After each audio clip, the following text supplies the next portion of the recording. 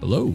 Today we're going to be kind of discussing the Awakening Berserker and kind of why I haven't been playing it, as well as just some advice if you are going to be playing the Awakening Berserker, because his playstyle has changed quite a bit since the rework and I haven't really talked too much about it. So let's just kind of jump into it. So a lot of people have noticed that I am not playing Berserker a whole lot. At least it seems that way. I still play the Berserker quite a bit. I just don't play it as much on camera anymore. And that's because when I stream, I'm usually grinding. And when I'm grinding, I don't have a Kudum for the Berserker. My Kudum is on my warrior. Like, that's specifically for him. So I don't have, like, I don't own a Kudum. So like grinding on the Berserker is literally not feasible. Not that I want to anyway. I'm not a fan of Succession Berserker. It's a little boring and I just don't really care. And most people are like, well, I have fun on Succession Berserker. You know, I run around doggo mode and just, you know, gear check people. That's not fun to me. That's not fun to me. Like, Succession Berserker, in all seriousness, like both me and Guido share this opinion, Berserker needs to be toned back, like quite a bit. Not into the dirt, but he needs to be toned back. Honestly, my opinion is the whole game needs to be toned back in terms of damage, because the game is now in this meta where you kill someone in less than 3 seconds, and to me that's been not a whole lot of fun.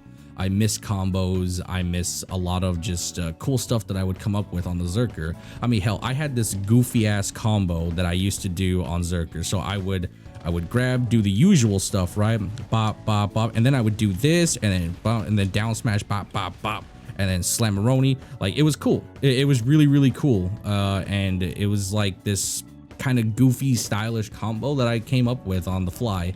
And it was just something I would use to style on people. And this was back when Seismic was a thing. I mean, it still is a thing. Like, I'm not gonna pretend like Seismic doesn't hurt, because it definitely still does hurt.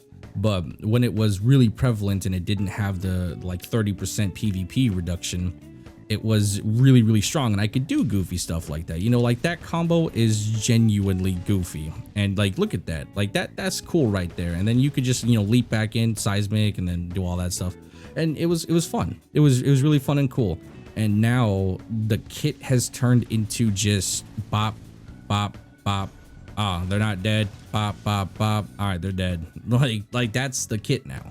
That is how you play Awakening Berserker. You don't really do a whole lot other than range, seismic, range, seismic, range, seismic. That's the kit now. And that's very boring. Which is why I fell in love with the warrior, because the flexibility and variety that he has in terms of combos it was like a whole new world. Like, I could hit somebody with like 4 or 5 different combos, and that's really, really fucking cool. And with Berserker, there's not really a lot of flexibility. It's just positioning, which is bringing me to my next point. If you guys want to play Awakening Berserker, it is all about positioning. It is all about keep away now. It's not really about being aggressive. At least to me, it's not. When I play Awakening Berserker, it is purely a positioning style that I try and play. So I know what my strengths are. I know that Ancient Power hits really hard and is a C and is a KD, and then I know Titan Blow also same thing, another KD, and does a fuck ton of damage. So when you're playing Awakening Berserker, you are going to be playing keep away a lot and keep your positioning while keeping yourself protected, using your, you know, super armors, even if it's just for a split second, and then, you know, iframe out if you have to. You have to use your Rabam Feral Stampede, which goes really, really fast now, and also is a stiff, which is very good. And it's good movement on top of that. You also are going to be using a lot of Giant's Leap for the SA iframe. You got to watch the grab classes though. And all those things are very, very important now, because you are now more of a ranged threat than you are a melee threat. I want to show you guys this clip. So I was doing a GVG or whatever. I just pulled up because I was bored. And like, if you watch my movement, like I go in, boom, one dead. All right, now we peel back right quick. All right, we charge the blicky, bada bing, bada boom, blasting, big damage. We go back in, seismic's off cooldown. All right, we go in, he tiered, bada bing, dead. And watch this. Look, we're peeling out. You see how my keep away game is literally flawless? Blow that guy up because he's an archer, and archers don't beat Berserkers in any situation at all. Same with rangers. And you see what I did? my keep away game is immaculate. A suck warrior can't grab me. I'm already out of there. Boom, dead. And then we're peeling back a little bit, put distance so we can charge the blicky, and then we're blasting, big damage. And then she has no choice but to go into the invisible whatever. Killed the guy that tiered. We peel back a little bit here, and then the archer just doesn't have the damage to kill me. And then we also have the core on Titan Blow, so we have the forward guard, so we tank that, and then we peel back again. We're way back here. You see how we progressively keep going back, and we are constantly putting distance between players. Like, we put distance right there, we go back in when we can, and then we get back over here. They're pressuring the wrong person, and then they're going in, and then look at this. I'm in the mix right here. That's actually very dangerous. I should have actually got knocked there, but I think I resisted it or something, or I framed it. I honestly can't tell, but like the fact, like, just the movement, keeping away from players is like the biggest thing here, where you have to keep batting back quite a bit, so that way you have enough to utilize your range, because that's your big damage now.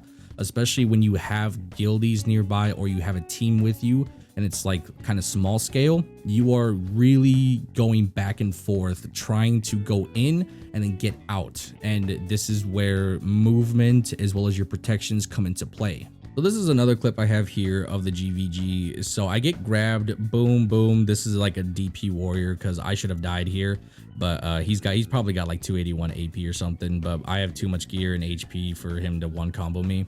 So I get up, I'm healing, so I don't know where he's gonna go. He's behind me. I look on the mini map, and then I'm over here peeling back. All right, we're over here now. This guy, he's blank. He's I don't know what he's doing. He's like hitting the guy that just loaded in, and I really don't know what he's doing. And now I'm just blowing him up with damage.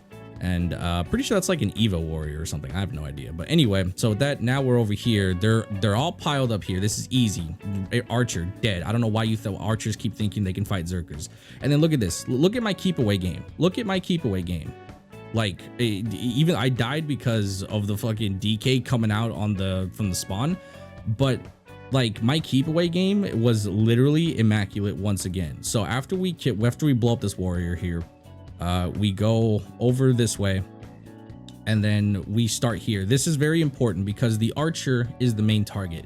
Why? Because I'm the only one that can effectively deal with the archer.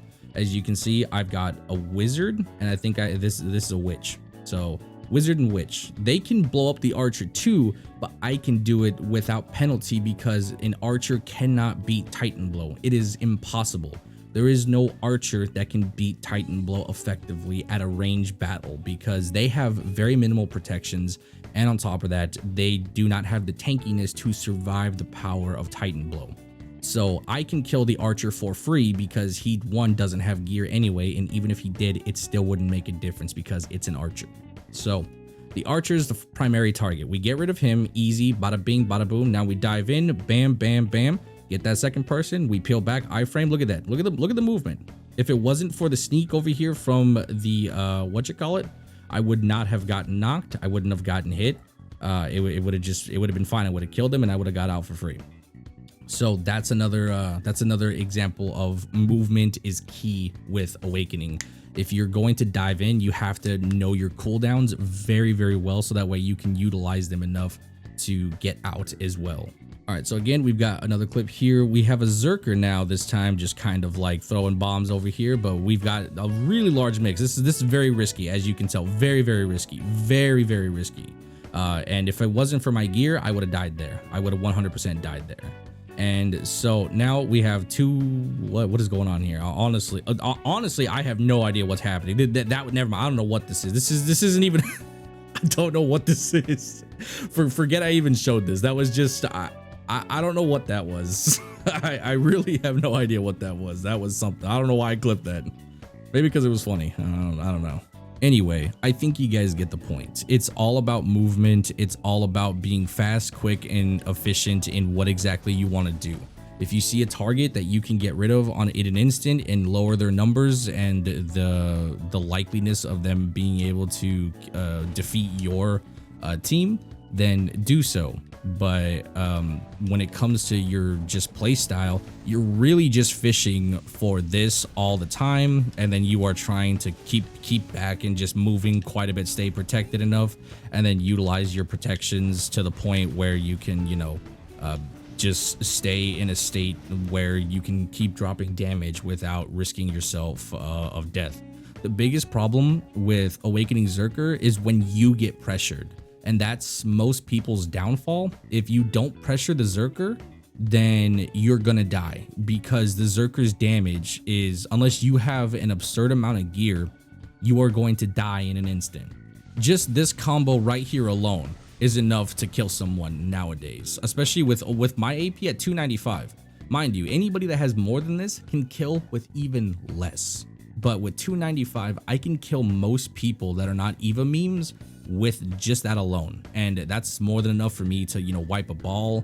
It's enough for me to CC a small scale group and get rid of them, and that's where, if you let me run rampant, I'm going to pretty much destroy most people. And that's the best part about Awakening Berserker. That's the enjoyment that I get now, is the keep away game. How can I stay mobile enough and evasive enough to where I can still be useful to my team?